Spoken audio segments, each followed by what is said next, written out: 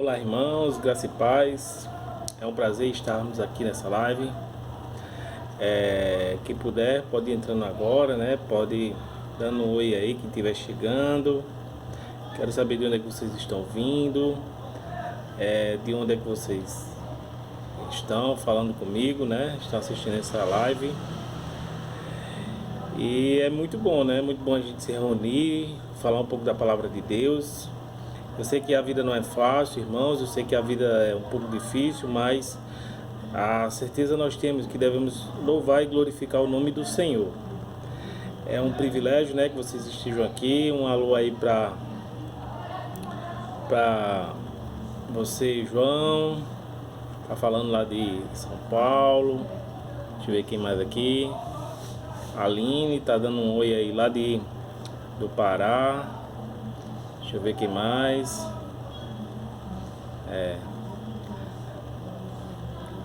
Isso, irmão. Isso, irmão Jorge. Bendito é a nação cujo Deus é o Senhor. É um prazer, né? Que seria muito bom se a nossa nação toda tivesse com o coração focado no Evangelho do Senhor. Mas nós devemos agradecer, porque a nossa nação ela não impõe, né, regras que impedem a propagação do Evangelho. Isso é muito importante, né? Eu fico muito feliz e agradecido por cada um de vocês aqui. Deixa eu ver aqui. Oi, irmã Soraya. Obrigado. Prazer. A irmã também é uma bênção. Que Deus abençoe grandemente a senhora, a sua família, seu marido, né? Seu esposo, seus filhos. Então, irmãos, como a gente está trabalhando, nós estamos estudando o livro de Gálatas, né?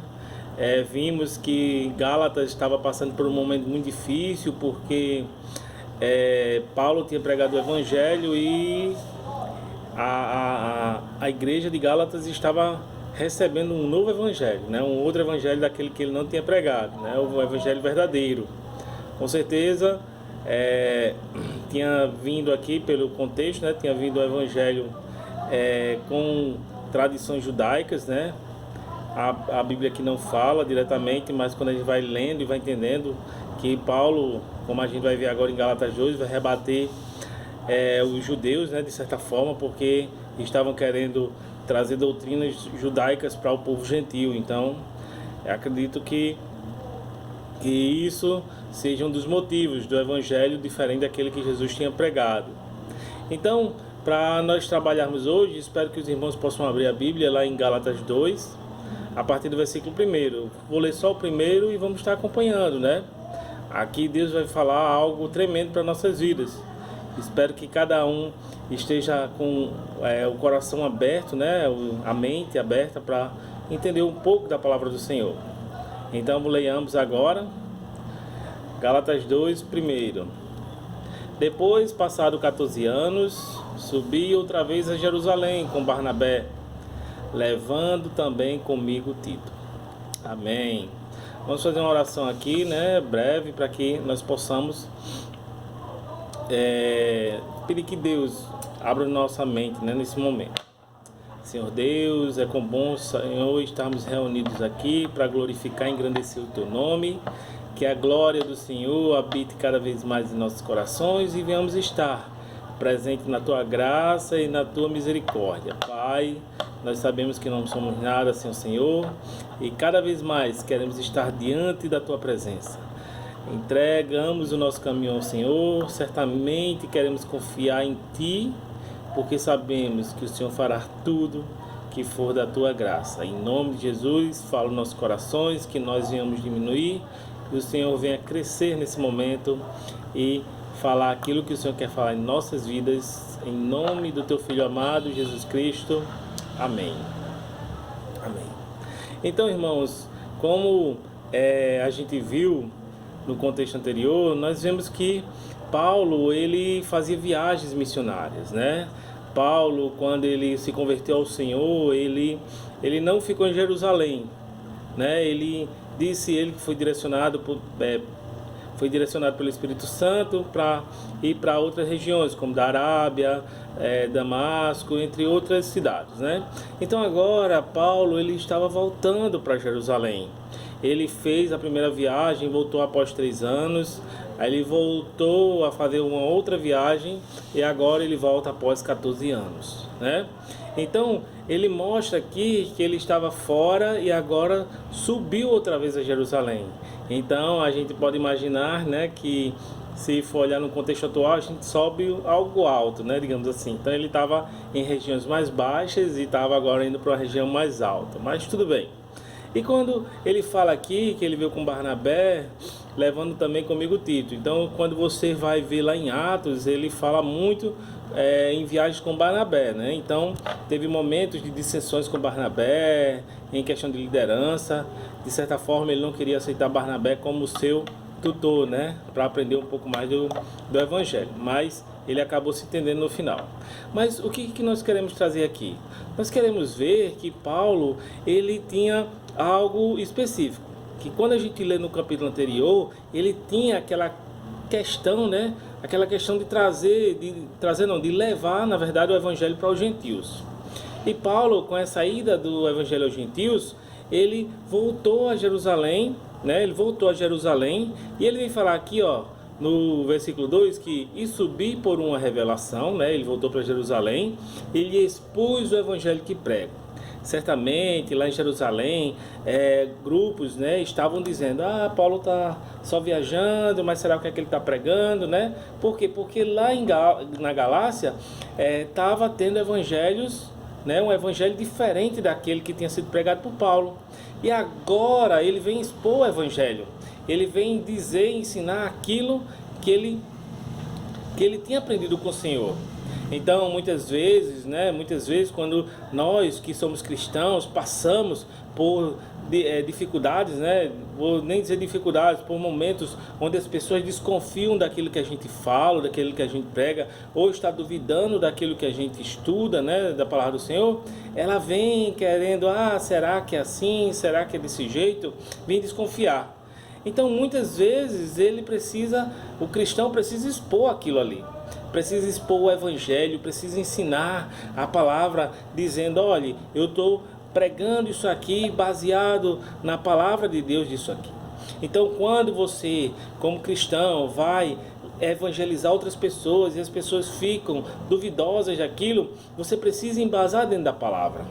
Então, eu sei que a gente, quando está no dia a dia, conversando com a pessoa, a gente fala aquilo que a gente ouviu, né?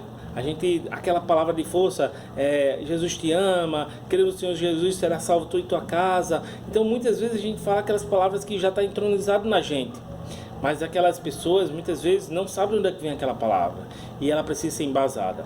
É por isso que nós precisamos estar sempre armado, estar sempre com a Bíblia em nossas mãos, né, ou no nosso celular, para que a palavra venha a ser pregada, né? A palavra venha a ser dita, embasada dentro do Evangelho e não deixar uma coisa solta. Se nós observarmos, é muito importante a Bíblia, porque o Evangelho era simplesmente pregado, não tinha nada escrito. Por isso que Paulo escrevia suas cartas, para deixar aquilo ali confirmado, para dizer que aqueles ensinamentos ali deviam perpetuar, continuar. Então esse era um dos objetivos de deixar tudo anotado, tudo escrito. Se nós formos observar as leis, constituições, todas elas têm que ser escritas, redigidas, para que se prove o que foi determinado. E com o Evangelho não é diferente. Então, na hora que você vai evangelizar uma pessoa, você vai levar a palavra para uma pessoa, você vai estudar algo de Deus, é bom você sempre estar com a Bíblia em tuas mãos. E ele vem falando aqui, olha, que prego entre os gentios. A palavra que ele estava levando para os gentios, que de certa forma estava sendo duvidada, ele estava trazendo aqui, estava expondo esse evangelho, e particularmente aos que estavam em estima, né, em ânimo, para que de maneira alguma não corresse ou não tivesse corrido em vão, certo? Então ele estava dizendo aqui, olha, essa palavra que eu estou pregando, ela é qual que nos motiva, né, que dá a nossa estima, e as pessoas que estão acompanhando, elas não estão de certa forma trabalhando em vão, não está correndo em vão. Então, irmãos, se você está estudando o Evangelho, se você está aprendendo a palavra de Deus, saiba de uma coisa: essa palavra não é em vão. Essa palavra que está sendo divulgada para você, ela não é uma palavra que vai, digamos assim, ser levada ao vento. Ou seja, ela irá se dissipar a qualquer instante, ela irá evaporar ou se acabar. Não, ela permanece para sempre. Essa palavra onde o Senhor Jesus entronizou em nossas vidas através do Teu Espírito Santo, ela permanece em nossos corações, ela penetra, como diz a palavra, ela perfura como uma faca de 2 gumes, né? Com uma faca de 2 gumes. Uma faca que você compra, ela só tem lâmina de um lado, mas tem espadas que tem a lâmina nos 2 lados. Então é como se fosse essa espada que tinha 2 gumes. Na hora que ela perfura, ela fura em cima e embaixo. Então, quando Paulo traz essa palavra, só um momentinho, certo, irmã Soraya? Vamos fazer uma oração que a senhora precisa, certo? Quando acabar aqui, a gente vai fazer uma oração. Deus vai abençoar grandemente sua família. Deixa eu ler aqui só o slide para ver se você está entendendo. Está entendendo essa palavra, irmãos? Está compreendendo? Está compreendendo? Quando alguém duvidar da palavra, você tem que provar essa palavra através da sua Bíblia. Eu conheci um irmão, irmãos, que ele pregava, né? De uma hora para outra ele dizia versículo tal, versículo tal. Aí eu ficava, rapaz, esse irmão é afiado nos versículos. Aí quando o irmão falou às vezes um versículo, vixe, esse versículo não é ali não. Aí ele falava aí lá no versículo tal, no livro tal, versículo tal, capítulo tal, versículo tal. O irmão decorou muitos versículos. Mas não, ele falava porque embasava, né? Aí eu fiquei, não é nesse versículo, né? Esse versículo não está relacionado. Às vezes eu pegava até a Bíblia bem rápido, abria, mas não era. Então, a gente precisa embasar, mas não precisa inventar não. Pode falar e dizer, ó, irmão, a Bíblia está dito isso, mas depois a gente pode procurar o versículo para confirmar. Muito bem. Então, vamos lá, né? Sim, irmão João está agradecendo aqui. Tá entendendo, irmão João? Tá entendendo a palavra? Tá vendo que a palavra de Deus, ela não é em vão nas nossas vidas. Ela, cada vez mais, ela confraterniza o nosso coração. Ela dá ânimo, né? Como ele está dizendo, uma estima. A estima é ânimo, né? Você tem autoestima, você tem ânimo para lutar, para enfrentar. Deus vai abençoar. Quem que tem estima aqui?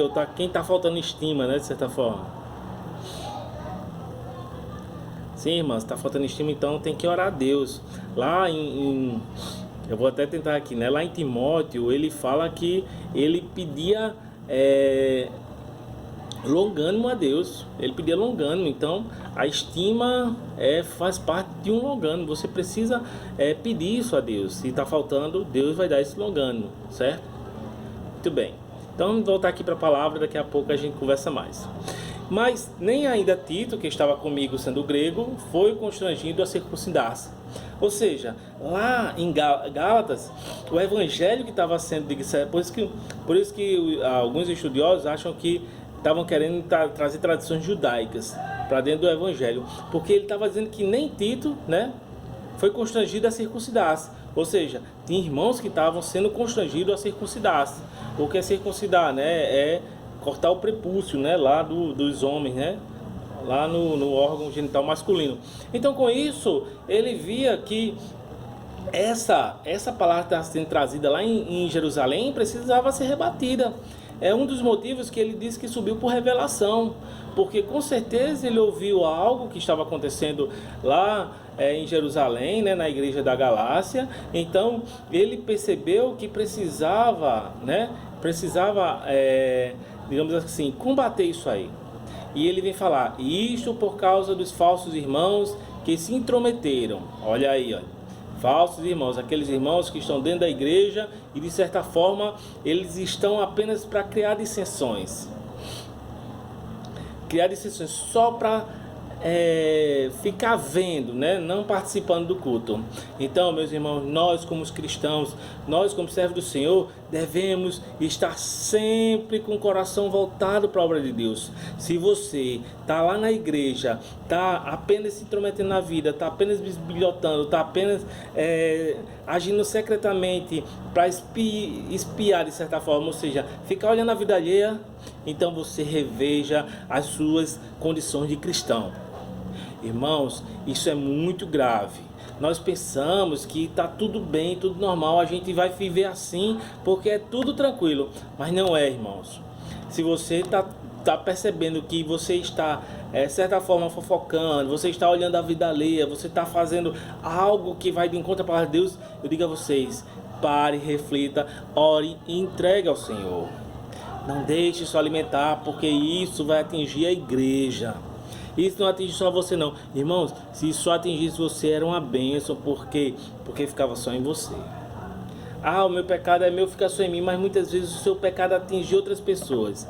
E eu vou ser bem sincero, na maioria das vezes atinge as demais pessoas ao seu redor. O pecado, quando ele vem, ele não vem só para destruir você. Ele vem destruir você e aquelas pessoas que estão ao redor. Eu sempre imagino assim, o pecado como uma rua assim, limitada. Você não pode sair da rua, né? Aquele joguinho dos carrinhos, ou então aquele joguinho onde você só pode andar naquele caminho. Aí vem um rolo compressor, uma pedra rolando assim, ó. E você tem que fugir. Você tem que fugir porque o pecado vai estraçalhando tudo. Quem tiver com você, o pecado vai consumindo. Então muitas vezes a gente se deixa levar pelo pecado e tudo que está ao nosso redor também vai ser levado pelo pecado. É muito grave, é muito sério e nós precisamos atentar para isso. Nós devemos buscar nos livrarmos de nós mesmos, essa condição de falso irmão. A gente sempre olha para o outro, né? Diz o falso irmão, aquele que está ali, né? Porque Paulo ele sabia para que veio. Ele sabia que a palavra estava entronizada nele. Ele vivia a palavra de Deus e ele podia dizer que o que ele estava vendo ali era falsos irmãos. Mas muitas vezes, irmãos, eu e você somos o falso irmão. Eu e você somos esses falsos irmãos. Então nós devemos ter cuidado, porque esses falsos irmãos se intrometiam na vida. Secretamente entravam para espiar a nossa liberdade. Ele dizia aqui, Paulo, que temos em Cristo Jesus para que nos provem, para que nos porem, colocar eles à servidão. Então, muitas vezes, essa pessoa acaba tirando a liberdade, porque ela fica visando tudo que você está fazendo. Tudo que você está fazendo, aquele irmão diz, isso aqui está errado, mas está errado. E não entende que nós somos falhos, nós somos humanos. Você, irmão, você está cometendo um erro. Se aquele erro é um erro que você consegue perceber e consegue superar esse erro, então ore, peça perdão a Deus e vida que segue. Não fique no erro que induz ao pecado e esse pecado permaneça, porque isso não agrada a Deus. Isso com certeza não agrada a Deus. Nós precisamos receber de Deus aquele desejo de lutar contra o pecado, de estar longe do pecado, de colocar o pecado no devido lugar dele, que é longe de nós. Por mais que nós sejamos pecadores, que a palavra diz que não há um justo sequer, mas nós como cristãos devemos lutar contra o pecado. Nós devemos colocar o pecado no devido lugar, que é debaixo de nossos pés. Nós devemos lutar cada dia a combater o pecado, fugir do pecado e até mesmo desviar do pecado. E é assim que nós como cristãos iremos conseguir a graça do Senhor. E Paulo vem dizer, aos quais nem ainda por uma hora cedemos com sujeição. A quem? A esses falsos irmãos, para que na verdade do Evangelho permanecesse entre vós. Então é um combate, irmãos, foi um combate aqui para Paulo, porque ele via que essas pessoas estavam apenas bisbilhotando. Ele estava fazendo o evangelho, pregando a palavra lá para os gentios, e lá em Jerusalém as pessoas estavam dizendo, veja aquele Paulo, será? O evangelho, lá na lei diz que deve circuncidar e Paulo não está circuncidando o povo, né? Então eles ficavam criando esses, digamos assim, essas regras mirabolantes dentro da igreja. Como eu reunia com meus amigos e a gente ficava sentado e ficava discutindo, a igreja não... Isso pode na igreja? Isso aqui pode? Será que isso aqui está errado? Aí ficava criando dogmas. Ficava criando coisas, né? A gente ficava aumentando, né, o jugo entre os irmãos. Aí às vezes eu me revoltava e dizia, irmão, olha, às vezes a gente se preocupa disso, mas Deus quer só o nosso coração. Deus quer, não é a questão do açougueiro não. mas Deus quer apenas o nosso desejo de agradecê-lo. Às vezes nossas vestes é porque você está se maquiando, porque você está vestindo um jeans um pouco mais apertado, né? Ou você está vestindo aquele vestido que sem perceber tem aquele decotezinho ali. Então muitas vezes não é aquilo ali que vai te levar à salvação, não.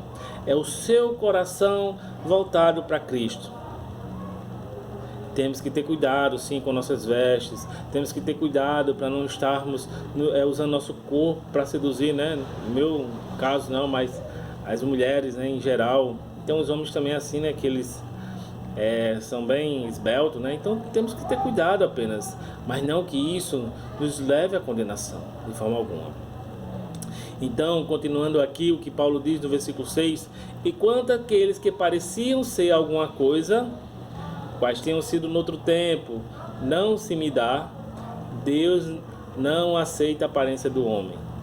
Esse, digo, que pareciam ser alguma coisa, nada me comunicaram. Ele está dizendo o seguinte: aquele que se acha, que parecia ser aquela pessoa, é só aparência, irmãos. Muitas vezes você vê aquele pregador, né? Que eu tenho a glória de Deus em minha vida e barabará, barabará, e tem aquele linguajar todo, e muitas vezes ali é só aparência. Aquela irmã, né, que vive na oração e é devoção e mostra isso e aquilo, muitas vezes é só aparência. Então, Paulo, quando estava fora, pregava, não via nenhuma repreensão daquela liderança que se demonstrava ser fiel a Cristo. Não dizia nada a ele: olha, Paulo, tá tendo essa dissensão aqui, estão duvidando aqui do seu evangelho, que você está pregando. Não chegou nenhum deles para avisar Paulo. Então, muitas vezes, irmãos, você, ao invés de você ver algo que estão falando sobre outra pessoa, em vez de chamar: olha, irmãos, vem aqui, você está falando isso do irmão, então vamos chamar ele para conversar, vamos esclarecer a ele, vamos tirar as dúvidas, saber se o que está acontecendo realmente. Não, você deixa para lá ou critica junto com ele. Enquanto você critica junto com ele, você está cometendo pecado porque você está julgando aquele irmão. Mas quando você também fica quieto, você está omitindo. É igual aquela historinha do mentir e omitir. Eu não disse nada. Mas você estava lá.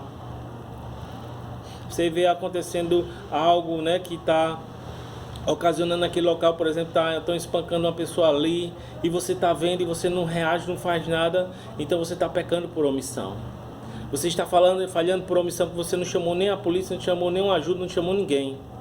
Aconteceu um acidente ali e você podendo ligar para o corpo de bombeiros: não vou não, para não ter que gravar o meu nome e saber quem sou eu.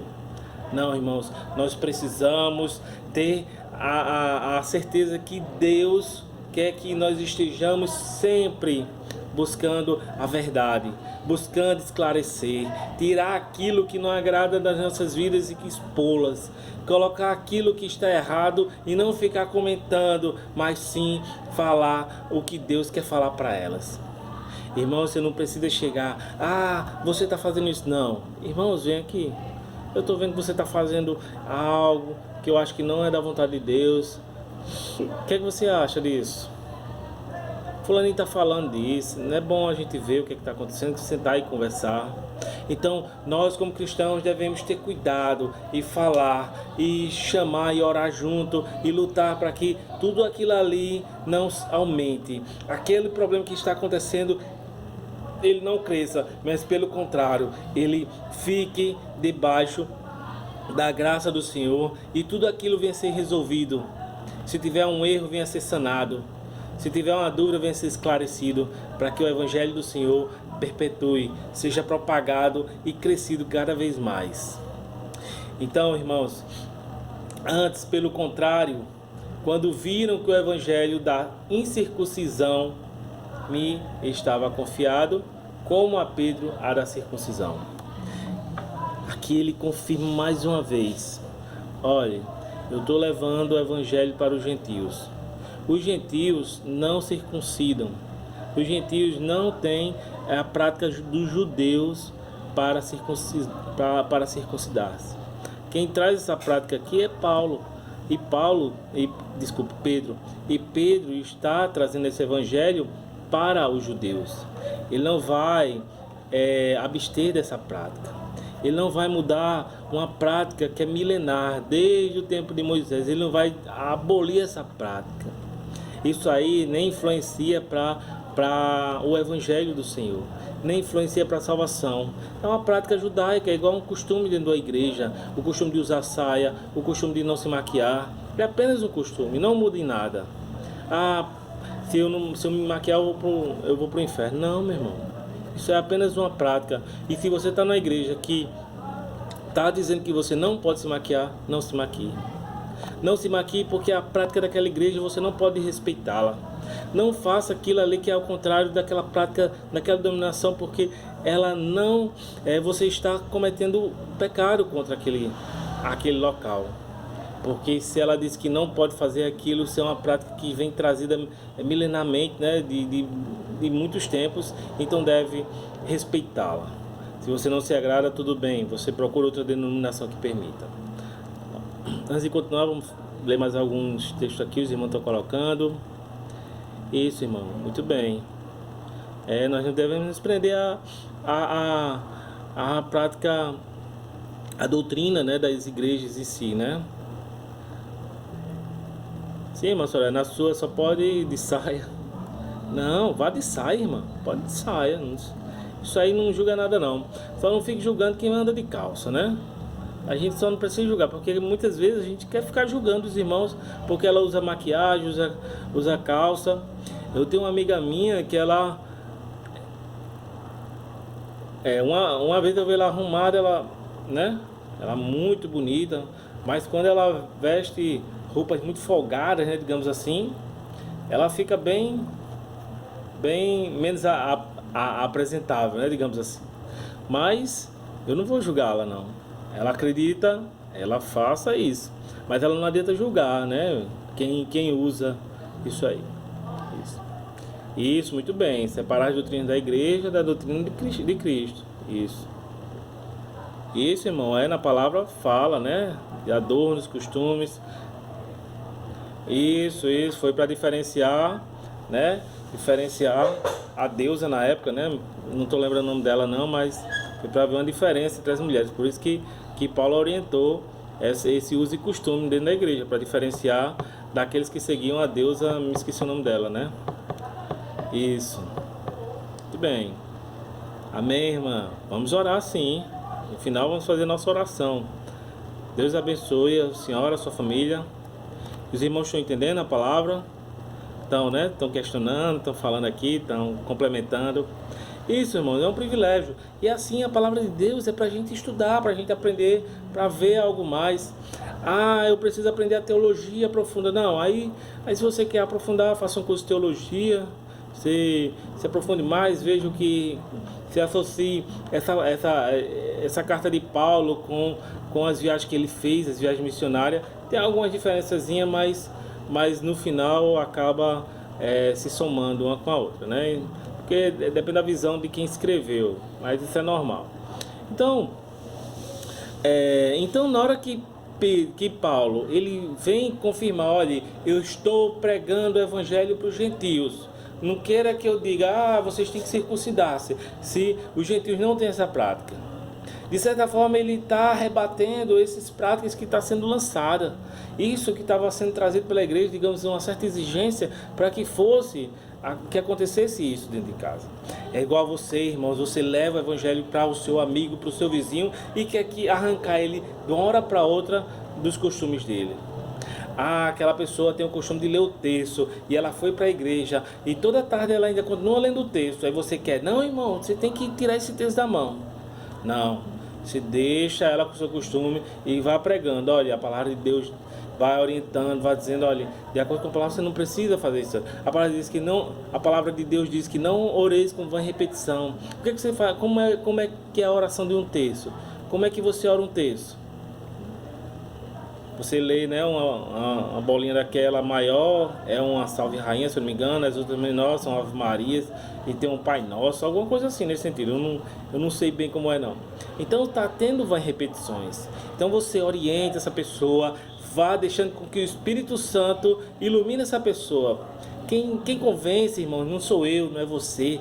Quem convence é o Espírito Santo. O Espírito Santo é que revela a verdade para você. O Espírito Santo é quem mostra a você o que é feito, o que é certo, o que é errado. É o Espírito Santo. Não adianta. Teve um tempo que eu tentava evangelizar e queria que aquela pessoa, ela recebesse aquela palavra, que aquela palavra é a palavra que vem do alto, que vem de Deus. Não adianta de nada. O que você tem que fazer é plantar a semente. Você tem que soltar a semente. Você tem que fazer com que a semente seja lançada. Você tem que todo dia regar aquela semente. Você tem que todo dia levar um pouquinho da palavra de Deus para ir alimentando aquela semente. Aí sim, se ela for uma semente plantada em boa terra, ela vai gerar fruto. Se ela for uma semente plantada em boa terra, ela vai gerar fruto. Aquela pessoa, ela vai entender o Evangelho. Ela vai abandonar as práticas que ela tinha anteriormente, aquelas práticas que não levavam ela a lugar algum. Aí sim, ela vai conseguir entender a verdade, a vontade do Senhor em sua vida. Então, irmãos, é isso que Paulo tentou combater na igreja. É isso que para isso que Paulo voltou a Jerusalém, na intenção de mostrar o que estava sendo feito lá fora, para que aquelas práticas que eram trazidas dentro de Jerusalém, podia ser aplicada em Jerusalém, mas não